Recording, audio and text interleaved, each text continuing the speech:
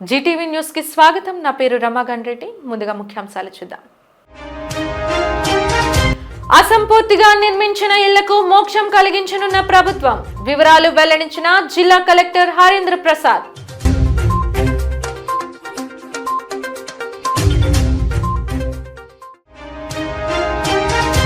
విజయసాయిరెడ్డి వ్యాఖ్యలపై స్పందించిన మాజీ మంత్రి అమర్నాథ్. కుయక్తులకు కేర్ ఆఫ్ సాయిరెడ్డి అంటూ విమర్శ.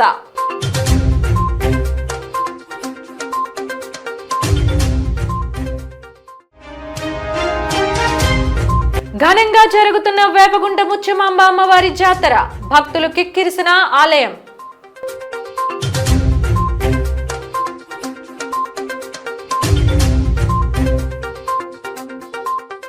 జిల్లాల్లో అసంపూర్తి ఇళ్ల నిర్మాణాలకు రాష్ట్ర ప్రభుత్వం అదనపు ఆర్థిక సహాయం అందిస్తున్నట్లు జిల్లా కలెక్టర్ ఎంఎన్ హరేంద్ర ప్రసాద్ వెల్లడించారు. కలెక్టరేట్లోని వీడియో కాన్ఫరెన్స్ హాల్ నుండి గృహ నిర్మాణాలకు అదనపు ఆర్థిక సహాయం వివరాలు తెలిపేందుకు పత్రికా సమావేశం నిర్వహించారు.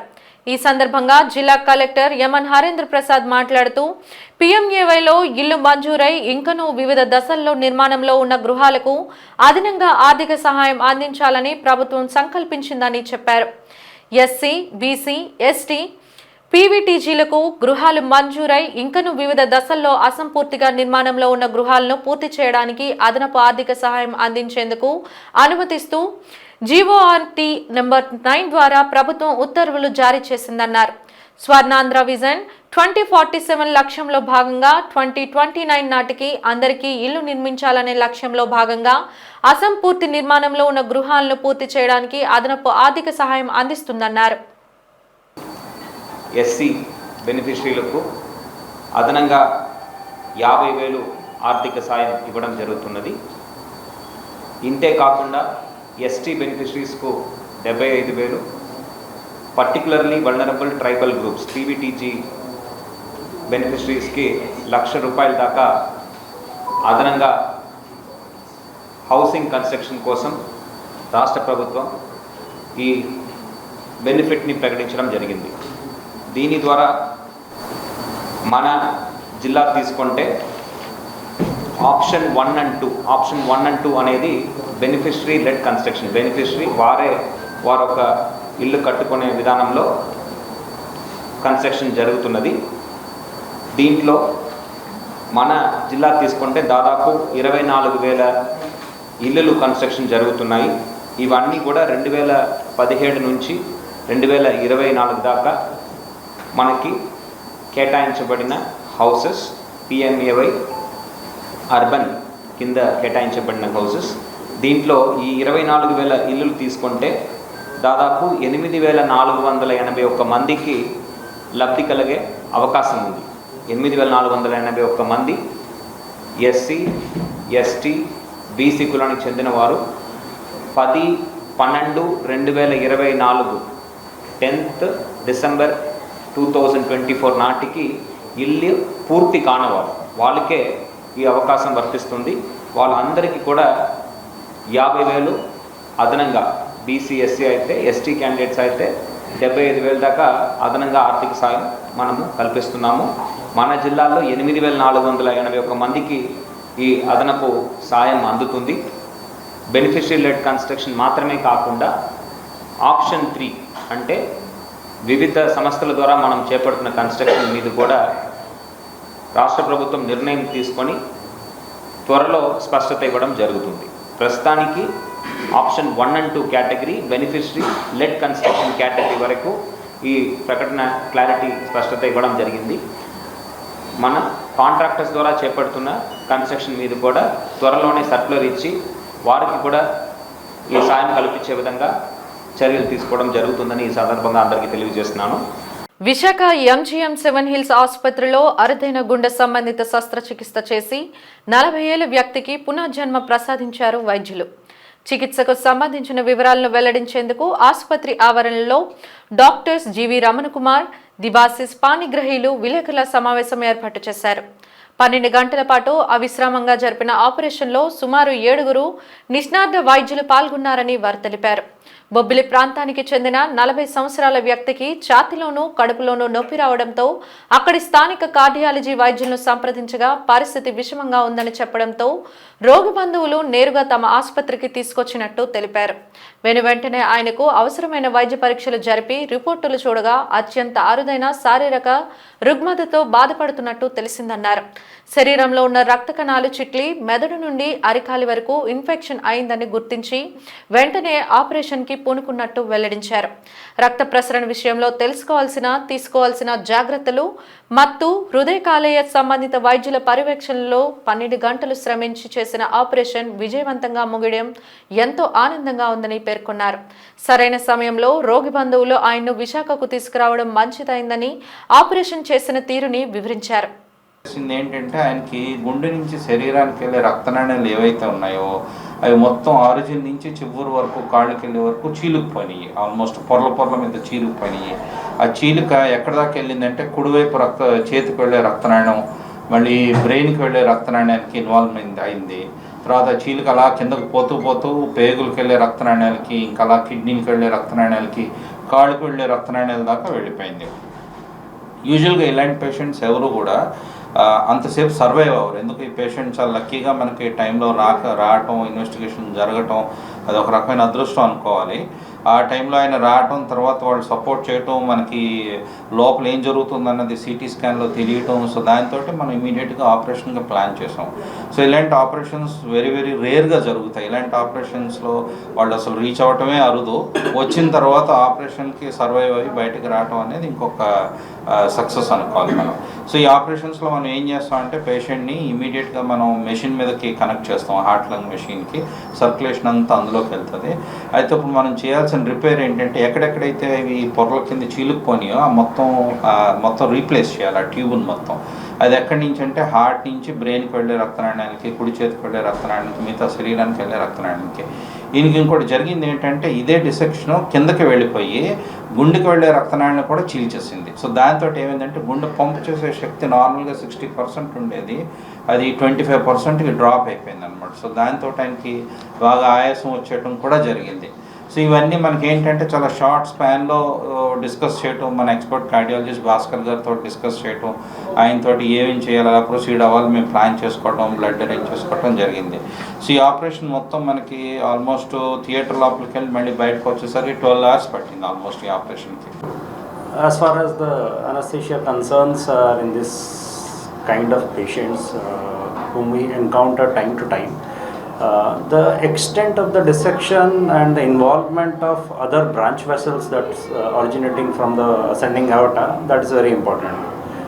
As the extent of the dissection was till common iliac arteries and probably descending down to the femorals, so assessing the lower limb arterial vessels for the vessel cannulation and arterial blood pressure monitoring, that becomes sometimes challenging because if the cannulation goes into the false lumen, then it is of no use to us. So under ultrasound guidance, live ultrasound guidance, we have to put the vascular cannulations, both jugular cannulation and femoral cannulation. Here the patient had issues with right innominate artery. The origin was affected, so we avoided right side radial artery cannulation. And this process, the entire procedure is a quite lengthy one because it involves coronary artery bypass grafting along with proximal ascending aorta replacement, along with innominate and right communicated artery origin replacements. ప్రముఖ సినీ దర్శకుడు yes Geetha Krishna ఇటీవల పలు channels లో మహిళలపై చేసిన అవమానకర వ్యాఖ్యలను ఖండిస్తూ ఈరోజు జీవీఎంసీ గాంధీ విగ్రహం ఎదుట ఉమెన్ మహిళా న్యాయవాదుల సంక్షేమ సంఘం ఆధ్వర్యంలో నిరసన కార్యక్రమం నిర్వహించబడింది.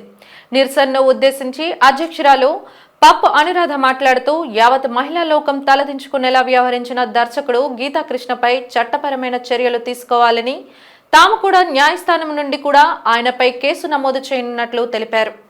ఆయన మాటలు సినీ తారలపైనే కాకుండా మహిళలందరిపై అశ్లీలంగా వక్రీకరించినట్టు ఉన్నాయని మండిపడ్డారు.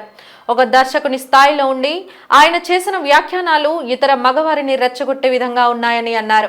ఈ విషయమై నగర పోలీస్ కమిషనర్ కి ఫిర్యాదు చేశామని, సానుకూలంగా స్పందించిన ఆయన చర్యలు తీసుకుంటామని హామీ ఇచ్చినట్టు ఆమె పేర్కొన్నారు. ఉప ముఖ్యమంత్రి పవన్ కళ్యాణ్ ఈ దుశ్చర్యపై స్పందిస్తారని ఎదురు చూశామని, కానీ ఎటువంటి స్పందన లేకపోవడంతో ఈ విధంగా నిరసనకు దిగామని చెప్పారు. అడ్వకేట్స్కే కాకుండా సమాజంలో ప్రతి మహిళ తాలూకా కష్టాల్లో మేము పాల్పంచుకోవాలనే ఉద్దేశంతో ఈ వ్యవస్థను స్థాపించడం జరిగింది. ఇది మేము చేస్తున్న ఈ యాజిటేషను ఒక film director, Tollywood film director as Geetha Krishna గారు, ఆయనకు ఒక ఫిల్మ్ ఇన్స్టిట్యూట్ కూడా ఉంది మన విశాఖపట్నంలో కూడా. ఆ వ్యక్తి చాలా కాలంగా మహిళలు వివిధ ఛానల్స్లో, రకరకాల ఛానల్స్లో మహిళల మీద చాలా అశ్లీలంగా, అసభ్యకరంగా పదాలు వాడుతూ అంగాంగ వర్ణన చేస్తూ, అది హీరోయిన్ అవనియండి, పబ్లిక్ లేడీ అవనియండి, హీరోయిన్ అయినా కూడా వృత్తిగా అక్కడికి వస్తున్నారు. ఆవిడని కూడా అలా వర్ణించాల్సిన అవసరం అయితే లేదు. ఆయన ఏం చేస్తున్నారంటే అంత అవమానం. దీనివల్ల ఏంటంటే అతనికి వ్యూస్ కోసం ఆయన ఆలోచించుకుంటున్నారు, కానీ ఆ వ్యూస్లో అతనికి పెరుగుతున్న వ్యూస్లో ఎక్కువ యువత ఉంటుంది. యువత ఏంటంటే ఒక ప్రుడెంట్ పర్సన్ అయినా గీతాకృష్ణ గారు ఇలా మాట్లాడితే మనం ఎందుకు మాట్లాడకూడదు, మనం ఎందుకు అమ్మాయిలను అలా చూడకూడదని గర్ల్స్ కో స్టూడెంట్స్ దగ్గర కానీ, అలాగే ఉద్యోగం చేస్తున్న సహా ఉద్యోగిని దగ్గర కూడా ఇలాంటి యూజ్ చేయడం వల్ల సంఘం టోటల్గా స్పాయిల్ అయిపోయే అవకాశాలు ఉన్నాయి. ఈ గీతాకృష్ణ గారి వలన స్త్రీ మానసికంగా, ఎవరు చూసినా సరే స్త్రీ మానసికంగా చాలా అవమానపడుతున్నారు, బాధపడుతున్నారు, వాళ్ళ మనోభావాలు దెబ్బతింటున్నాయి. కానీ గవర్నమెంట్ ఎందుకు ఇంతవరకు యాక్షన్ తీసుకోలేదు అని మేము చూస్తున్నాము. మేము కూటమి ప్రభుత్వం వచ్చాక అయినా మన పవన్ కళ్యాణ్ గారు చెప్పినట్టు మహిళలకి ఎక్కడ అన్యాయం జరిగినా మేము ముందుంటామన్నారు కదా, అందుకోసం మేము ఇంతవరకు చూసాము, కానీ ఎక్కడ యాక్షన్ అయితే మాకు కనిపించలేదు. అందుకని యాజ్ ఏ లీగల్ పర్సన్గా మాకు బాధ్యత ఉంది, సొసైటీ మీద మాకు ఎంతో కొంత బాగుంది, మేము సోషల్ ఇంజనీర్స్మి. అందుకని మేము దీన్ని సుమోటోగా మేము తీసుకుని నిన్న సిపి గారికి ఒక కంప్లైంట్ ఇవ్వడం జరిగింది. సిపి గారు అంతా చదివిన తర్వాత చాలా చక్కగా స్పందించారు. స్పందించి ఇమీడియట్గా దాని మీద యాక్షన్కి ఫార్వర్డ్ చేయడం కూడా జరిగింది. ఇది మేము క్రిమినల్ యాక్షన్స్, సివిల్ యాక్షన్స్ అన్నీ గీతాకృష్ణ గారి మీద తీసుకోవాలనుకుంటున్నాం. ముఖ్యంగా అతను ఏవైతే వీడియోస్ పెట్టారో ఆ వీడియోస్ అన్ని ఇమీడియట్గా రిమూవ్ చేయాలి. రిమూవ్ చేయడమే కాదు, మహిళలందరికీ ఆయన క్షమాపణ చెప్పాలి. వైఎస్ జగన్ కోటరీ అంటే అది ఆయన్ను అభిమానించే ప్రజలు, 15 ఏళ్లుగా పార్టీ కోసం కష్టపడి పనిచేస్తున్న వైఎస్ఆర్సీపీ కార్యకర్తలేనని విశాఖ జిల్లా వైఎస్ఆర్సీపీ అధ్యక్షులు మాజీ మంత్రి గుడివాడ అమర్నాథ్ స్పష్టం చేశారు. విశాఖపట్నం వైఎస్ఆర్సీపీ కార్యాలయంలో మీడియాతో మాట్లాడుతూ విజయవాడలో విజయసాయిరెడ్డి చేసిన వ్యాఖ్యలపై ఘాటుగా స్పందించారు. నిన్నటి వరకు వైఎస్ఆర్ జగన్ కోటరీలోనే ఉన్న విజయసాయిరెడ్డి ఇప్పుడు కోటరీ గురించి మాట్లాడడం విడ్డూరంగా ఉందని అన్నారు. వైఎస్ జగన్ కు అత్యంత సన్నిహితుడుగా, ఆయన మాటల్లోనే చెప్పాలంటే పూజారిగా ఉన్నప్పుడు విజయసాయిరెడ్డి ఎలా వ్యవహరించారో ఆత్మవిమర్శ చేసుకోవాలని అన్నారు. కోటరీ అనేది అన్ని రంగాల్లో, అన్ని వ్యవస్థల్లో సాధారణంగా కనిపించేదేనని, టీడీపీలో చంద్రబాబు చుట్టూ కోటరీ లేదా, ఆ కోటరీల గురించి బయట ఎవరైనా సరే మాట్లాడితే బాగుంటుందన్నారు. అంతేకాని కోటరీలో ఉండి వచ్చిన వ్యక్తులే కోటరీ గురించి మాట్లాడడం భావ్యం అనిపించుకోదని హితవు పలికారు. ఢిల్లీ వేదికగా రాజకీయాలకు దూరంగా ఉంటానని, వ్యవసాయం చేసుకుంటానని విజయసాయిరెడ్డి ప్రకటించారని, తాజాగా విజయవాడలో మీడియాతో మాట్లాడుతూ నిన్నటి రోజు వరకు ఏ పార్టీలో చేరబోయేది నిర్ణయం తీసుకోలేదని చెప్పడం ఆయన పన్నే కుయక్తులకు నిదర్శనమని వివరించారు. క్వార్టరీలో లేని వాళ్ళు మాట్లాడాలి తప్ప మొన్నటి వరకు ఆ క్వార్టరీలో ఉన్నటువంటి మనం మాట్లాడితే ఎలా చెప్పు? ప్రజలు హర్షిస్తారా?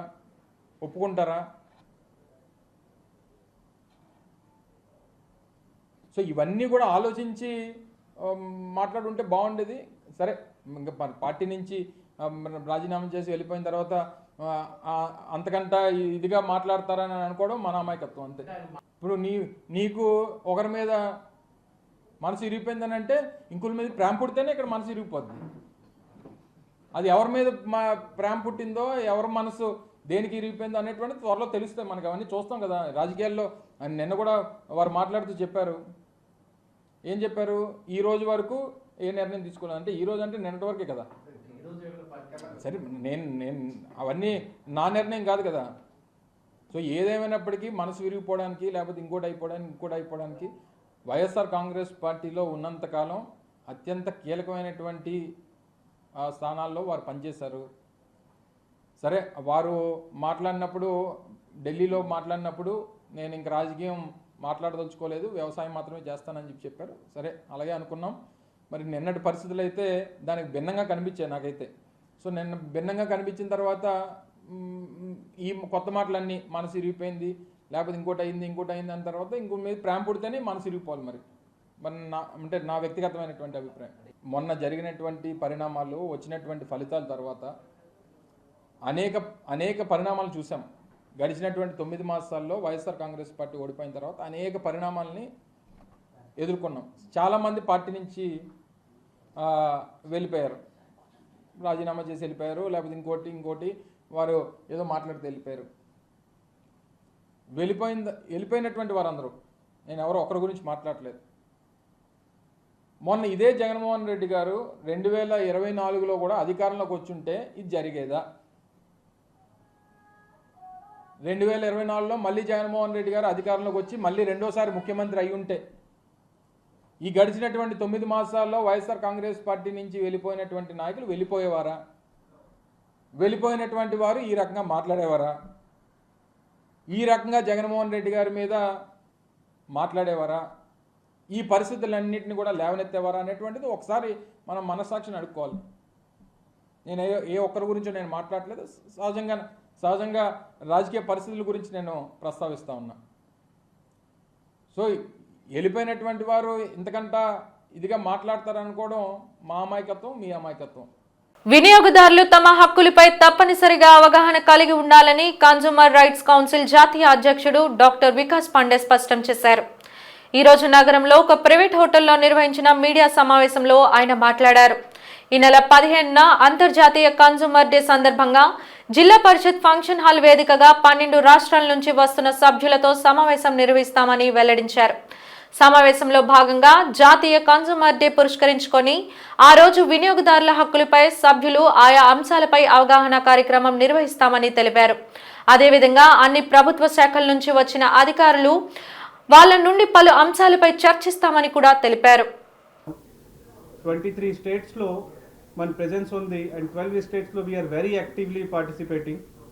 6 times మనకి మన సంస్థకి నేషనల్ అవార్డు వచ్చింది and 2 times we have received state award also.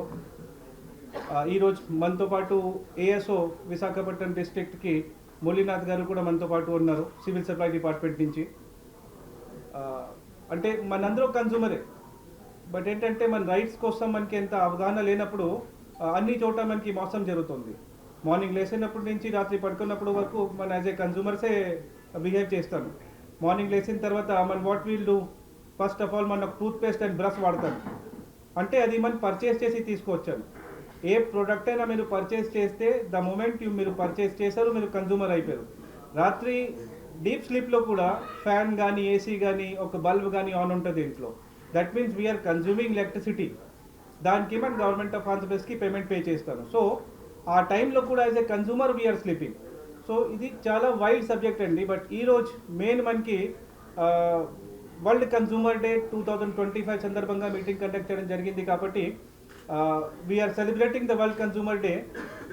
15th మార్చ్కి సెమినార్ హాల్ జిల్లా పరిషత్ విశాఖపట్నం ప్రాంగణంలో మధ్యాహ్నం 3 గంటల నుంచి ఈవినింగ్ 7:30 వరకు కంప్లీట్ నేషనల్ మీట్తో పాటు ట్రైనింగ్ సెషన్ కండక్ట్ చేయడం జరుగుతుంది.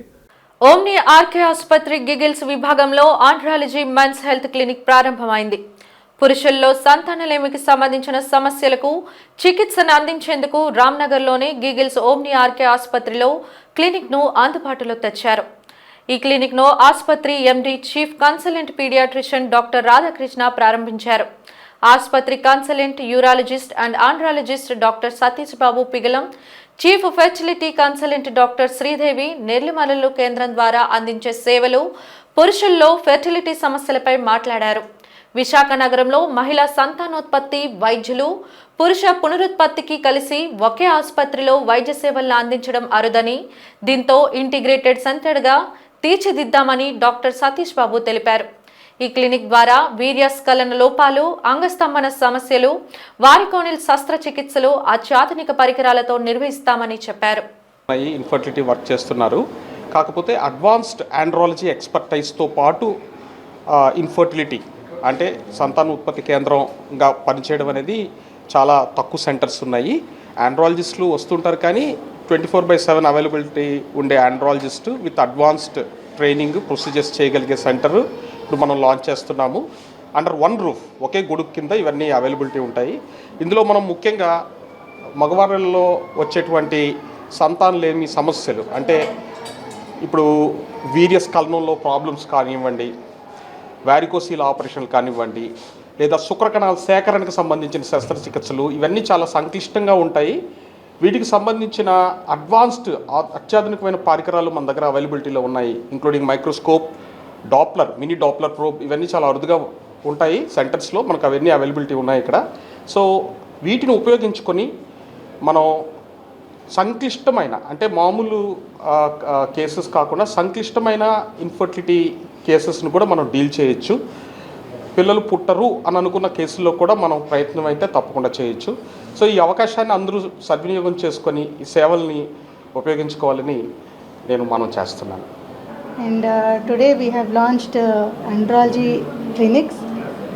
Dr. Satish Babu sir is going to take care of all the male infertile patients who suffer with so many problems regarding reproductive needs.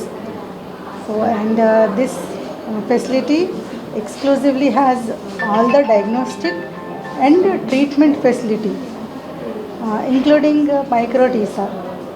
డ్రైవర్ను బెదిరించి సొమ్ము అపహరించిన దొంగలను పోలీసులు కటకటాల వెనక్కి నెట్టారు.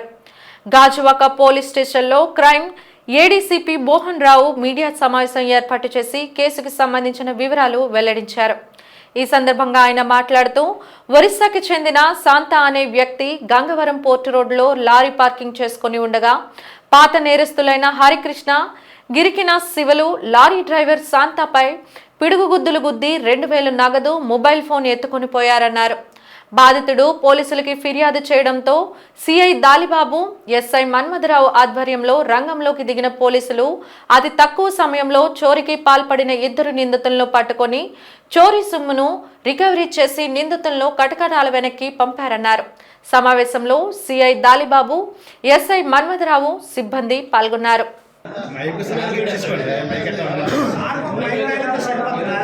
కంప్లైంట్దారు 13/3/25 తేదీన ఉదయం 6 గంటలకు ఫిర్యాదుదారు సమందు శాంత, ఒరిస్సా రాష్ట్రానికి సంబంధించిన లారీ డ్రైవర్ గారు పోలీస్ స్టేషన్కి వచ్చి అతను లారీ డ్రైవర్గా పనిచేస్తున్నట్టు, అదే రోజు తెల్లవారుజామున ఉదయం 2 గంటల నుంచి 3 గంటల మధ్యలో తన లారీ సర్దార్ నెస్ట్ అపార్ట్మెంట్కి వెళ్ళే దారిలో పార్క్ చేసి ఉన్నప్పుడు 2 గుర్తు తెలియని వ్యక్తులు బైక్పై వచ్చి ఆయన వద్దకు వచ్చారు. వచ్చి మొదటి వ్యక్తి ఏం చేశారంటే రాళ్లతో లారీ అద్దాన్ని పగలగొట్టేసి, రెండో వ్యక్తి అతని కత్తితో బెదిరించి ముఖంపై పిడిగుద్దులు కుదిరించి కురిపించి బలవంతంగా లారీ డ్రైవర్ నుంచి సుమారు 2000 రూపాయలు లాక్కున్నారు. అలాగే అతనికి సంబంధించిన మొబైల్ ఫోన్ కూడా లాక్కొని దుర్గానగర్ వైపు పారిపోయారు. ఇతర నేరస్తులు చూస్తే కూడా గుర్తుపడతానని కూడా తెలియజేశారు. క్రైమ్ టీంలో కూడా భాగంగా తమ దర్యాప్తులో భాగంగా సాంకేతిక ఆధారాల గురించి ఉత్తమ ప్రతిభ కనబరిచి ముద్దాయిల గురించి పూర్తి సమాచారం సేకరించి నిన్న అనగా 12/3/25 తేదీన కణితి రోడ్డు వద్ద స్టీల్ ప్లాంట్కి వెళ్ళే దారిలో కలల పాకల దగ్గర గాజువాక వద్ద 2 ముద్దాయిలను అరెస్ట్ చేయడం జరిగింది. ఆ ముద్దాయిల పేర్లు A1గా ముద్దాయి పేరు సాది హరికృష్ణ, సన్నాపు ఉమాపతి, వయసు 23 సంవత్సరాలు, బ్లాక్ 3వ అంతస్తు, మదీనాబాద్, ఎదకంట్యాడ, గాజువాక, విశాఖ సిటీ, కాళికా వీధి. పెందుర్తి మండలం నరవ గ్రామంలో జనసేన పార్టీ 12వ ఆవిర్భావ దినోత్సవ వేడుకలు ఘనంగా నిర్వహించారు. 88వ వార్డు జనసేన పార్టీ అధ్యక్షుడు వబ్బిన శ్రీకాంత్ పారిశుద్ధ కార్మికుల చేతుల మీదుగా కేక్ కట్ చేసి తినిపించారు. పారిశుద్ధ కార్మికుల తోపుడు బల్ల మరమ్మతుల నిమిత్తం 10,000 రూపాయల చెక్కును అందించారు. ఈ సందర్భంగా శ్రీకాంత్, గల్లా శ్రీనివాసరావు మాట్లాడుతూ, జనసేన పార్టీ ప్రజల కోసం పుట్టిన పార్టీ అని, ప్రజా సమస్యల కోసం నిరంతరం పోరాడుతుందన్నారు. డిప్యూటీ సీఎం పవన్ కళ్యాణ్ మంచితనమే పోటీ చేసిన అన్ని నియోజకవర్గాల్లో గెలిచేలా చేసిందని అన్నారు. పవన్ కళ్యాణ్ స్ఫూర్తితో ఆయన ఆశయాలకు అనుగుణంగా జన సైనికులు నిరంతరం ప్రజలతో మమేకమై పనిచేస్తామని అన్నారు. జనసేన పార్టీ 12వ ఆవిర్భావ దినోత్సవం సందర్భంగా మన 88వ వార్డు నర్వ సచివాలయంలో పారిశుద్ధ్య కార్మికుల చేత అదేవిధంగా జనసేన పార్టీ సభ్యులు 88వ వార్డు సభ్యులచే ఇవాళ అంగరంగ వైభవంగా జనసేన పార్టీ కేక్ కట్ చేయడం జరిగింది. అదేవిధంగా మన డిప్యూటీ సీఎం జనసేన పార్టీ అధ్యక్షులు స్ఫూర్తితో ఏంటంటే ఆయన సేవే మార్గం అని చెప్పి ఆయన పార్టీ స్థాపించి ముందు నుంచి పీపుల్స్ సపోర్ట్ అనే ఒక దాన్ని స్థాపించి అదేవిధంగా జనసేన పార్టీ స్థాపించి జనసేన పార్టీతో పాటు ఎన్నో సేవా కార్యక్రమాలు చేస్తూ ఉంటారు. ఆయన దృష్టికి వచ్చిన ప్రతి సమస్య కూడా ఆయన స్పందిస్తూ ఆయన సొంత నిధులతో వాళ్ళందరినీ ఆదుకుంటూ ఉంటారు. ఉదాహరణకి డిప్యూటీ సీఎం కాకముందు కూడా ప్రతిపక్షం ఉన్నప్పుడు కూడా చాలా సేవా కార్యక్రమాలు వైద్యంలో చూస్తే ఏదైనా వరదలు వచ్చినప్పుడు కానీ తర్వాత బోట్లు కాలిపోయినప్పుడు కానీ ఇలా చేస్తూ ఉంటే ఆయన చెప్పడానికి మనం మర్చిపోతూ ఉంటాం. చాలామంది డిప్యూటీ సీఎం అయిన తర్వాత కూడా ఆయన మొన్న కాకుండా ఎన్టీఆర్ ట్రస్ట్కి 50 లక్షల రూపాయలు అదేవిధంగా అంటే ఈ మొన్న ప్రభుత్వంలో కొంచెం కల్తీ వాటర్ తాగి విజయనగరంలో కొంతమంది ఇబ్బంది పడితే వాళ్ళకి కూడా తన సొంత నిధులు ఇవ్వడం జరిగింది. ఇలా చెప్పుకుంటూ పోతే ఎన్నో సేవా కార్యక్రమాలు చేస్తూ డిప్యూటీ సీఎం హోదాలో కూడా ఎందుకంటే ప్రభుత్వము దగ్గర నిధులు లేవు దీనికి సంబంధించడం వల్ల ఈరోజైనా సేవా కార్యక్రమాలు చేద్దామన్నా ఏదైనా ప్రజలను ఆదుకోవాలన్నా అప్పుడు ప్రభుత్వం వైఎస్ఆర్సీపీ ప్రభుత్వం ఆర్థిక వ్యవస్థను చాలా చిన్నాభిన్నం చేయడం వల్ల ఇప్పుడు డిప్యూటీ సీఎం హోదా అవ్వచ్చు చంద్రబాబు గారు అవ్వచ్చు సీఎం హోదాలో చేయడానికి అక్కడ నిధులు లేవు. కానీ వాళ్ళంతగా ఇప్పుడు పవన్ కళ్యాణ్ గారు సొంత నిధులతో ఈరోజు ప్రభుత్వాన్ని ఆదుకుంటున్నారు. వైఎస్ఆర్సీపీ గవర్నమెంట్ ఉండేటప్పుడు ఎన్ని ఇబ్బందులు పెట్టారు ఈ కార్యక్రమాలు చేయడం. ఆవిర్భావ దినోత్సవంకి పర్మిషన్ ఇచ్చేవారు కాదు. పవన్ కళ్యాణ్ గారిని ఎన్ని ఇబ్బందులు అంటే అన్ని ఇబ్బందులు పెట్టారు. అదేవిధంగా ఈరోజు భారీ జన సమీకరణతో అంటే వాలంటరీగా వస్తారు జనాలందరూ జన సైనికులందరూ లక్షలాది మంది తరలి రేపు పిఠాపురం వెళ్తారు. పిఠాపురంలో భారీ బహిరంగ సభ కూడా అవుద్ది. ఇలా పవన్ కళ్యాణ్కి ఇది ఒకటే స్ఫూర్తి. వైఎస్ జగన్ గుర్తించుకోవాలి ఒకటే నీ భూస్థాపితం అయిపోయింది. నెక్స్ట్ రానున్న 29లో కూడా నీకు ఒక సీట్గా పరిమితం అయిపోతావు. రేపు భారీగా జనాలు తరలి వెళ్తారు. రేపు బహిరంగ సభ అంటే జన సైనికుల పండగ. కూర్మనపాలెం జాతీయ రహదారి ఆర్టీసీ డిపో ఎదురుగా ఘోర రోడ్డు ప్రమాదం జరిగింది.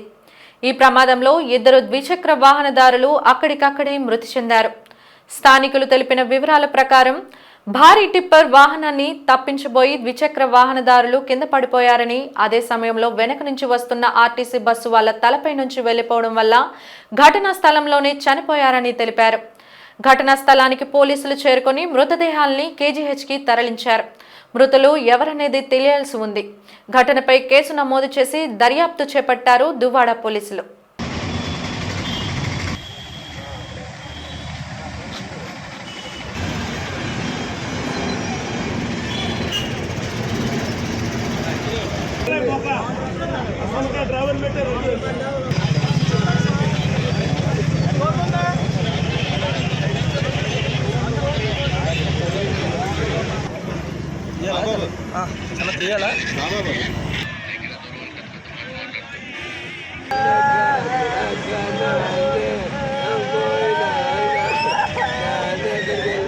పెందుర్తి మండలం వేపకుంట గ్రామదేవత శ్రీ ముత్యమాంబ అమ్మవారి పండుగ మహోత్సవం స్థానిక కార్పొరేటర్ బల్లా శ్రీను ఆలయ కమిటీ గ్రామ పెద్దల ఆధ్వర్యంలో అంగరంగ వైభవంగా జరిగింది.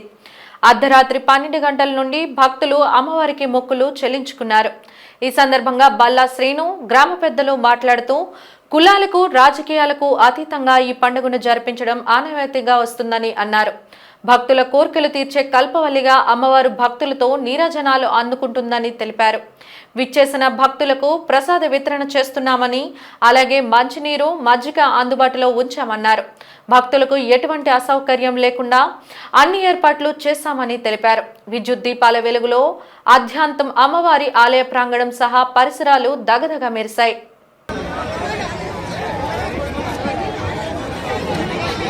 సుమారు 130 సంవత్సరాల చరిత్ర కలిగిన వేపగుంట ఆరాధ్య దైవం 14 గ్రామాల ఆరాధ్య దైవమైన పురాతనం నుంచి ఎంతో పవిత్రంగా ప్రతిష్టాత్మకంగా జరుపుతున్న ముత్యమాంబ అమ్మవారి పండగ ఈరోజు జరుపుకుంటాం.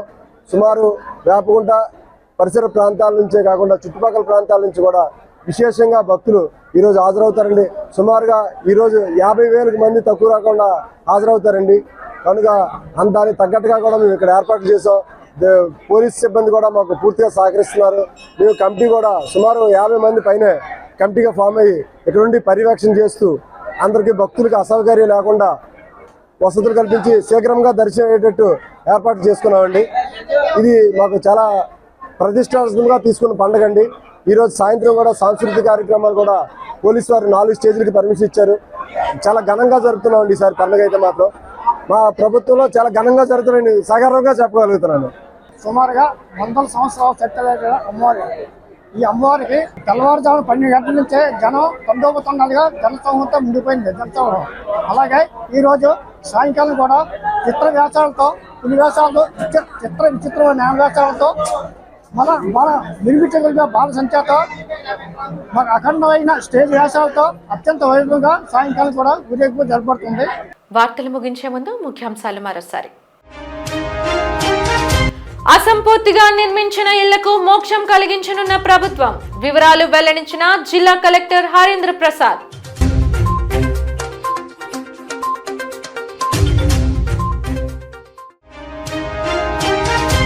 విజయసాయిరెడ్డి వ్యాఖ్యలపై స్పందించిన మాజీ మంత్రి అమర్నాథ్. కుయక్తులకు కేర్ ఆఫ్ సాయిరెడ్డి అంటూ విమర్శ.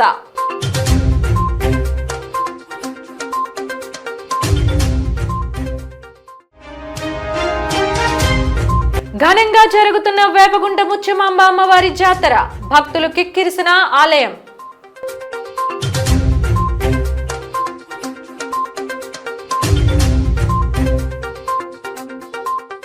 జీటీవీ న్యూస్ ఇంతటితో సమాప్తం. నమస్కారం.